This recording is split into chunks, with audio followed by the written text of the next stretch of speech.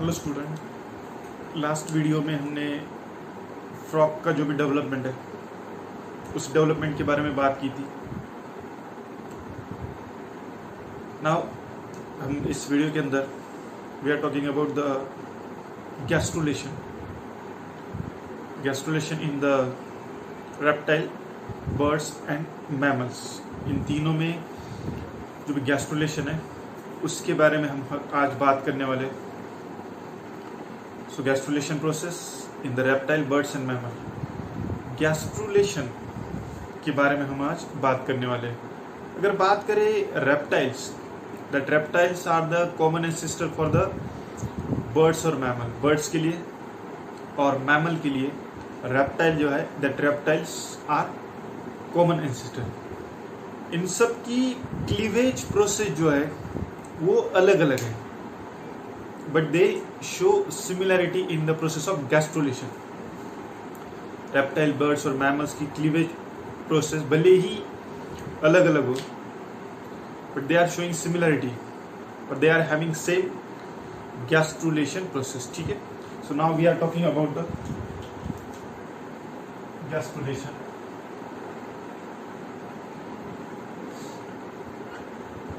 That is in reptiles, birds and mammals। जो भी reptile है, that reptile they are common ancestor for bird and mammals। Bird और mammal के लिए reptile जो है, रेप्टाइल कॉमन एंसेस्टर है। अगर हम बात करें रेप्टाइल और एक तरफ अगर हम बात करें बर्ड्स और दूसरी तरफ mammals. So if we talk about the birds, इसका जो भी है मैक्रोलिसाइकल कंडीशन रहता है बर्ड्स के अंदर। बर्ड्स के अंदर कैसी कंडीशन रहती है? मैक्रोलिसाइकल कंडीशन रहती है। देन टीलोब्लास्टिक कंडीशन रहती है। देन क्लीवेज हमने कहा था बर्ड्स में डिस्कॉइडल क्लीवेज रहता है। इसमें जो भी कंडीशन रहती है दैट इज मीरोब्लास्टिक कंडीशन रहती है। ठीक है, तो ये हो गया रेप्टाइल्स के बारे में। अगर हम बात करें मैमल्स के बारे में, तो यहां पे आइसोलिसाइकल कंडीशन रहती है। यहां पे कंप्लीट क्लीवेज होता है। कंप्लीट क्लीवेज मतलब होलोब्लास्टिक कंडीशन है। So there is a complete cleavage. So there is a holoblastic cleavage. Then complete cleavage होता है जिसे हम होलोब्लास्टिक कह रहे हैं। क्लीवेज जो है रोटेशनल होता है। रोटेशनल क्लीवेज यहाँ पे होता है किसके अंदर? मैमल्स के अंदर। तो रेप्टाइल्स जो है, that reptile are said to be the common ancestor for birds and mammals. यहां पे हम बात करेंगे cleavage pattern. Cleavage pattern is different. Cleavage pattern यहां पे अलग अलग है, बट हम बात करेंगे जो भी गैस्ट्रुलेशन की प्रोसेस है, that gastrulation is same in birds, reptiles and mammals, but the gastrulation is same in reptile, bird and mammals. इनके अंदर जो है ये the process of gastrulation is somewhat similar. So there is a formation of a particular, हम कह रहे हैं कि गैस्ट्रुलेशन प्रोसेस सेम है। So there is a formation of disc shaped embryo. यहाँ पे जो है डिस्क शेप्ड एम्ब्रियो का फॉर्मेशन होता है। There is a formation of disc shaped embryo. यहां पे जो है डिस्क शेप्ड एम्ब्रियो जो है, एम्ब्रियो यहां पे बन रहा है। आप इतना नोट आउट कर लो, आगे बात करते हैं।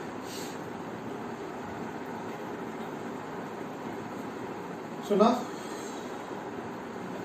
There is a formation of the disc shaped embryo, उसके बारे में हम बात करते हैं।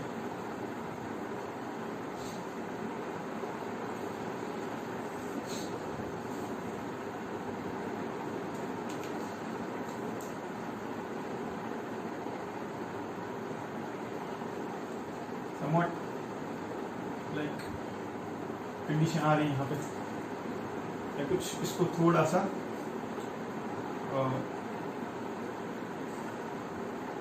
ऐसा कर लेते, और यहां से जो है देयर इज अ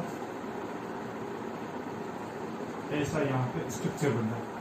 तो there is a formation of disc shaped embryo. यहाँ पे ये जो रीजन होगा, suppose this side is anterior side and this side is a posterior side.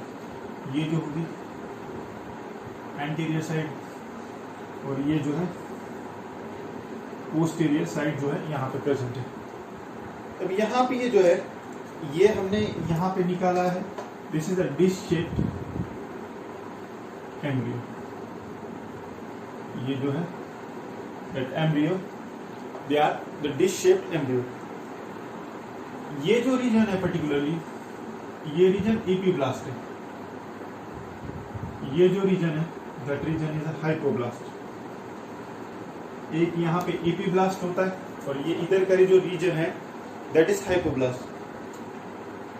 So epiblast जो है the responsible for formation of complete embryo. Epiblast they are responsible for formation of complete embryo। यहां पे जो है ये complete embryo का structure बना रहा है। complete embryo मतलब यहां से जो है, जो complete embryo को, proper embryo को, मतलब यहां से जो 3 बेसिक लेयर है, जर्म लेयर, वो यहां से बन रही है। So they are responsible for formation of complete और प्रॉपर एम्ब्रियो। मतलब एक्टोडर्म है, मीजोडर्म है, और अंदर वाला लेयर जो है एंडोडर्म है। तो ये एपीब्लास्ट जो है, ये एपीब्लास्ट उसके लिए रिस्पॉन्सिबल रहता है। और जो भी हाइपोब्लास्ट है, दैट हाइपोब्लास्ट ये रिस्पॉन्सिबल है, they are responsible for formation of extra embryonic layer। so they are responsible for formation of extra embryonic layer। ये जो है extra embryonic layer फॉर्मेशन के लिए रेस्पॉन्सिबल है। ठीक है, मतलब यहाँ पे कुछ ऐसी कंडीशन है, ये कुछ यहाँ पे, और यहाँ पे कुछ कंडीशन है।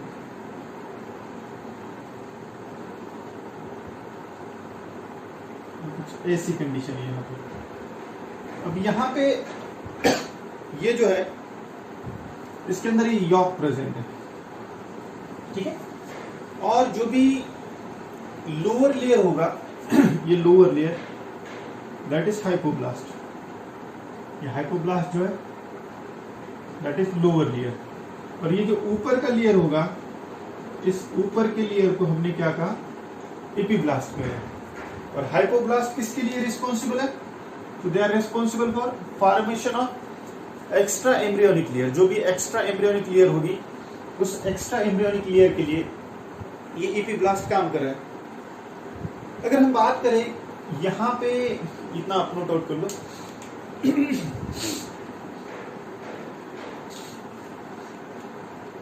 ठीक है। तो in case of mammalian system हम बात करते हैं, करूंगा।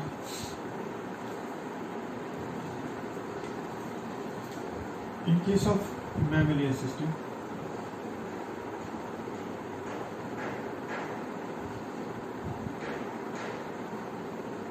ये जो मैं अभी निकाल रहा हूं, this layer is referred to trophectoderm, trophoblast भी कहा जाता है।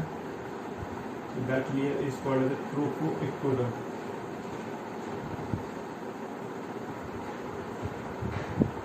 ये जो लेयर है, ये लेयर क्या है अभी, ट्रोफोएक्टोडर्म है। और यहाँ पे कुछ इस तरीके का स्ट्रक्चर जो है, वो स्ट्रक्चर यहाँ पे प्रेजेंट है। तो यहाँ पे ये जो है, यहाँ पे कुछ सेल्स रहेंगे, that cells are called as epiblast. और यहाँ पे ये कुछ रहेंगे ऐसे, इसे हम कहेंगे हाइपोब्लास्ट। और ये इन केस ऑफ मैमल्स के अंदर, मैमल्स के अंदर ये जो डिश शेप्ड एम्ब्रियो है, डिश शेप्ड एम्ब्रियो यहाँ पे प्रेजेंट रहता है। ये ऊपर की लेयर कौन सी, ये हम कहेंगे ट्रोफोब्लास्ट। ठीक है, ट्रोफोब्लास्ट यहाँ पे प्रेजेंट रहता है मैमेलियन सिस्टम के अंदर। ठीक है, तो ये गैस्ट्रुलेशन का प्रोसेस है। गैस्ट्रुलेशन का प्रोसेस सेम रहेगा, चाहे वो बर्ड्स हो, रेप्टाइल्स हो, मैमल्स हो, भले ही उनके क्लीवेज के अंदर डिफरेंसेस है, but they are having the same gastrulation process. ठीक है, तो यहाँ तक हमने बहुत सारी बातें कर चुके हैं। तो यहाँ से आगे हम अभी यहाँ पे बात करते हैं। ठीक है, एग्जैक्टली उसका कैसे प्रोसेस हो रहा है, आप इतना नोट आउट कर लो। तो हम बात करते हैं चल प्रोसेस के बारे में, कैसा है उसके बारे में। ठीक है,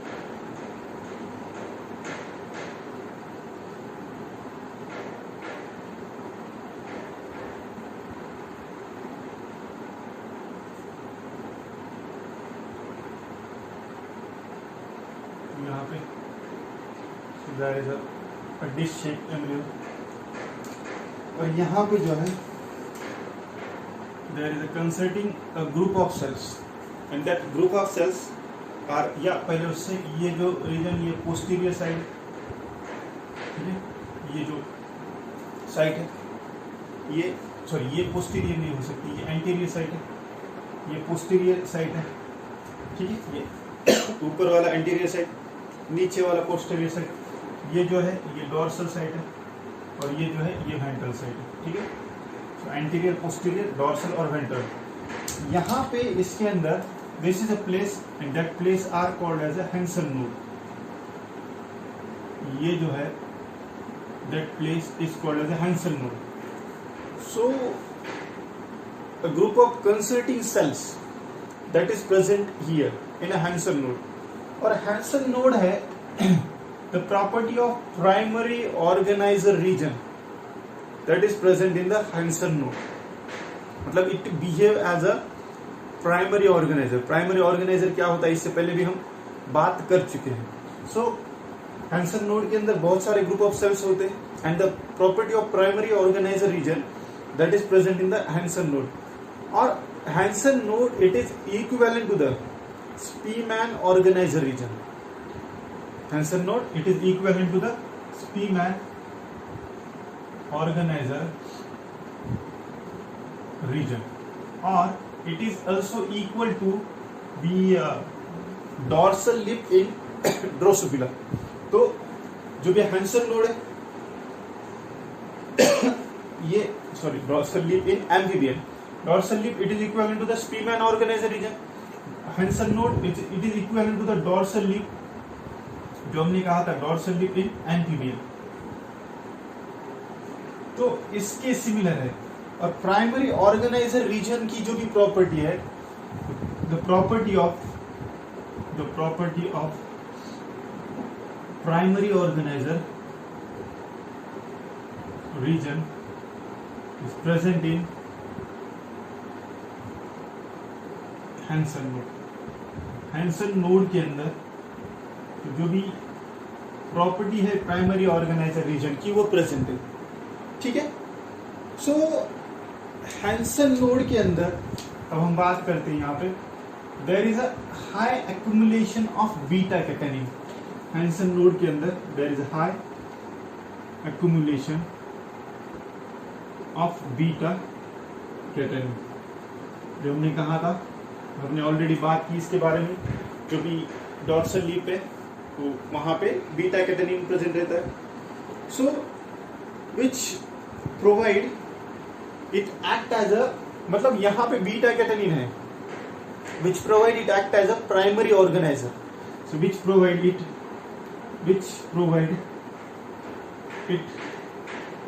to act as primary organizer. तो यहाँ पे जो है बीटा कैटेनिन जो है, यहाँ पे बीटा कैटेनिन प्रेजेंट रहता है, ठीक है। अब फर्स्ट प्रोसेस क्या हो रहा है? First process, a thin line will appear from anterior side to the posterior side and that thin line is called as a primitive streak.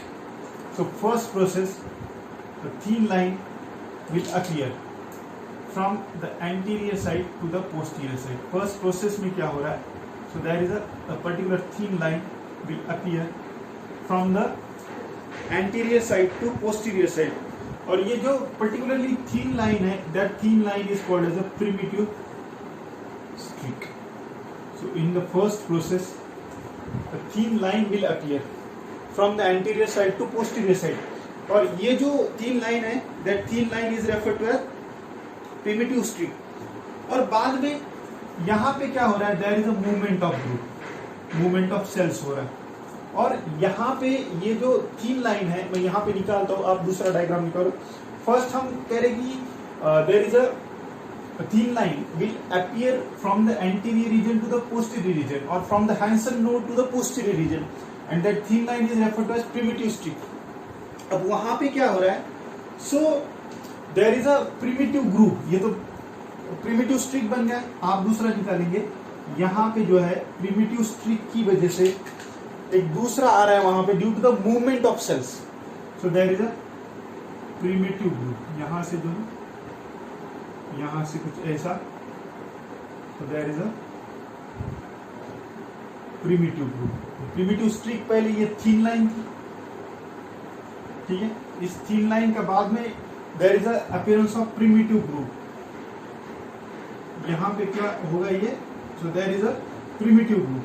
अब ये प्रिमिटिव ग्रुप क्यों आ रहा है या प्रिमिटिव ग्रुप क्यों डेवलप हुआ? Due to the movement of cells. So यहां पे so there is a due to movement of cells. तो मूवमेंट ऑफ सेल की वजह से there is a primitive group. So movement of sales from कहां से कहां तक? From Hensen node to the posterior side. From the Hensen node to posterior side. Hensen node से posterior side की तरफ मूवमेंट हुई and there is a formation of a primitive group. पहले एक thin line draw हो गई from the posterior to from the anterior to posterior और from the Hansen node to the posterior. उसे हमने primitive streak कहा. बाद में there is a movement of cells from the Hansen node to the posterior side and that there is a formation of primitive group. यहाँ पे जो है primitive group है, ये primitive group formation हुआ. So movement of cells, there is a particularly inward movement of cells. यहाँ पे कुछ ऐसा इनवर्ड मूवमेंट है, इनवर्ड मूवमेंट ऑफ सेल्स हुआ. और इनवर्ड मूवमेंट ऑफ सेल्स की वजह से there is a particular opening. मैं यहाँ पे दूसरा निकालता हूँ. सो देयर इज अ, ये चलो आप इतना लिख लो. अब इसके आगे क्या हो रहा है? There is a movement of cells, ठीक है, and there is a inward movement of sales.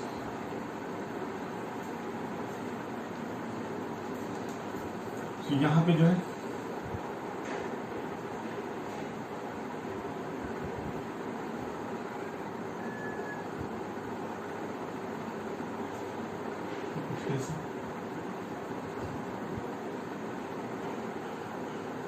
so now there is a movement of cells and there is a inward movement of cells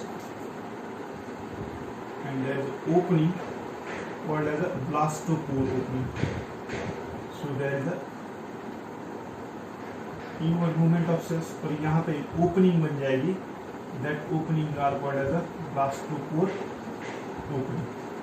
तो इसके बाद यहाँ पे क्या होगा, तो ये प्रिमिटिव ग्रुप बन गया। अभी क्या हो रहा है, there is a movement of cells due to inward movement of cells, there is a opening, और ओपनिंग को हम क्या कह रहे हैं, that opening are referred to as the blastopore opening. तो इसको ब्लास्टोपोर ओपनिंग कह रहे हैं हम, ठीक है। अब ये जो ब्लास्टोपोर ओपनिंग है, दैट इज फर्स्ट ओपनिंग, और ये जो फर्स्ट ओपनिंग है ये एनस बनेगी। ये जो है ये फर्स्ट ओपनिंग है, और फर्स्ट ओपनिंग क्या बनेगा, यहां से एनस बनेगा, ठीक है। तो ब्लास्टोपोर ओपनिंग। उसके बाद there is a particularly second opening, ठीक है। यहां से कुछ ऐसे, यहां से कुछ इस तरीके से particularly second opening is there, और ये जो सेकंड ओपनिंग बनेगी, ठीक है, ये सेकंड ओपनिंग क्या बनेगा, तो माउथ बनेगा, तो ठीक है। और ये हमने कहा था ये कैरेक्टरिस्टिक फीचर है किसका, ड्यूटेरोसोम्स का। So this is the characteristic feature of the deuterostome. क्या हो रहा है, there is inward movement of cells, और उसकी वजह से एक ओपनिंग हो रही है, दैट इज ब्लास्टोपोर ओपनिंग, और ये फर्स्ट ओपनिंग बन रही है, एनस बन रहा है। मतलब ये जो है dorsal mid region of the embryo, ये कहां पे प्रेजेंट है, that is present the dorsal mid region of the embryo, dorsal mid region of embryo, ठीक है।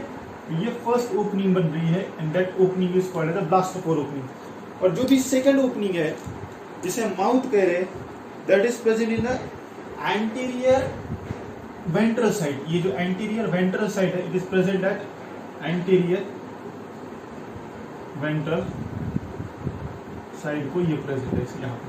तो इसे क्या कह रहे हैं हम, सेकंड ओपनिंग। वो क्या है, तो बेसिकली यहाँ पे ऐसी सेकंड ओपनिंग है, एंड दैट सेकंड ओपनिंग हम इसे माउथ कह रहे हैं। तो पहले क्या हो रहा है, मूवमेंट ऑफ सेल्स हो रही है। तो पहले तो थीन लाइन विल अपीयर, जिसे हम प्रिमिटिव स्ट्रीक कह रहे हैं। बाद में वो जो थीन लाइन है वहां पे मूवमेंट ऑफ सेल्स हो रहे, there is appearance of the primitive group, और इनवर्ड मूवमेंट ऑफ सेल्स हो रहे। बाद में due to the inward movement of cells, due to the blastopore opening, और ये सब कुछ स्ट्रक्चर जो है वो बन रहा है। सो नाउ अब यहाँ पे आगे जो है extra embryonic layers, they are also formed that cover almost every cells और एंटायर एम्ब्रियो। यहाँ पे क्या हो रहा है, there is a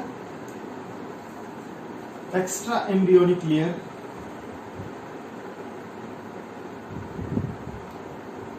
also formed, यहाँ पे extra embryonic layer जो है, that extra embryonic layer they are also formed and that cover complete embryo, that cover complete embryo।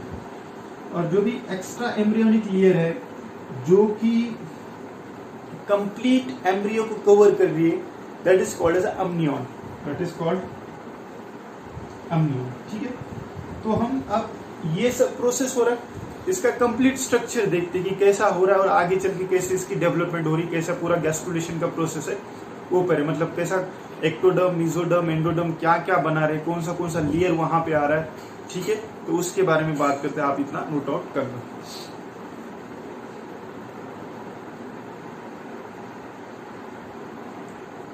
So extra embryonic layer that surround almost complete embryo and that extra embryonic layer is called as amnion। तो ये सभी diagram है, तो ये सभी diagram, ये जो extra embryonic layer है इसको सराउंड कर रहा है, ये पूरा ये जो ग्रीन कलर से यहाँ पे बताया है। So that extra embryonic layer that surround complete embryo, ये जो अंदर का कंप्लीट एम्ब्रियो है इतना पूरा, ये अम्बिलिकल कॉर्ड है, यॉर्क सैक है यहाँ पे, ठीक है। और इसको पूरा ये क्या कर रहा है, सराउंड कर रहा है, ये अलेंटोइस है। तो ये अम्नियन लेयर है, that amnion layer will surround a complete embryo. So it is a bilayer, ये जो है अम्नियन, ये बाई लेयर है, और ये जो अम्नियोन है बाइलियर है, that is made from the there are some cells are derived from ectoderm and some cells are derived from the mesoderm. Bilinear है, there are some cells are derived from ectoderm plus some cells are derived from mesoderm. कौन जो है अम्नियोन जो है, ठीक है, ecto plus mesoderm.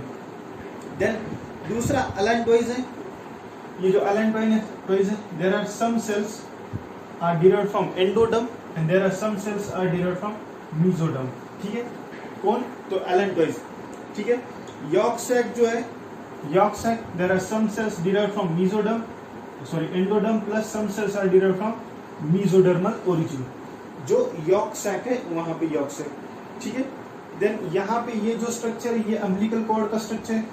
ये जो लेयर है ऊपर का ये लेयर, ये कोरियन का स्ट्रक्चर है और उसके ऊपर एक प्रोटेक्टिव लेयर रहता है and that protective layer is egg shell. ये जो प्रोटेक्टिव लेयर है ये कंप्लीट स्ट्रक्चर, इसे हम क्या करें तो ये जो है एक शेल यहाँ पे प्रेजेंट है. तो ऐसा ये कंप्लीट जो डायग्राम है वो प्रेजेंट है.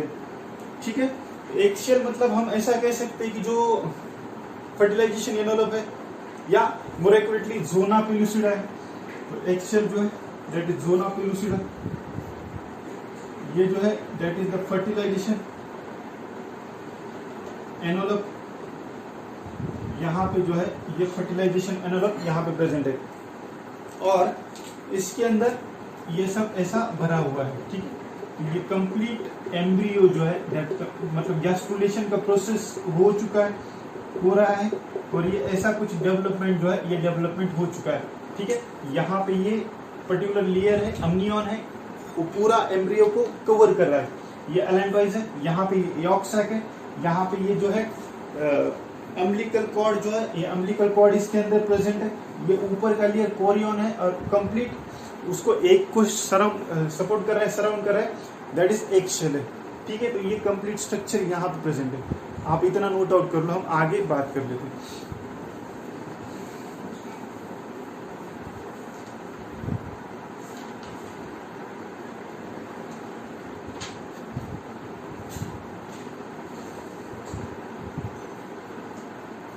ठीक है, तो इसे ही हम आगे नेक्स्ट वीडियो के अंदर कंटिन्यू करेंगे इसी प्रोसेस को. ठीक है, थैंक यू.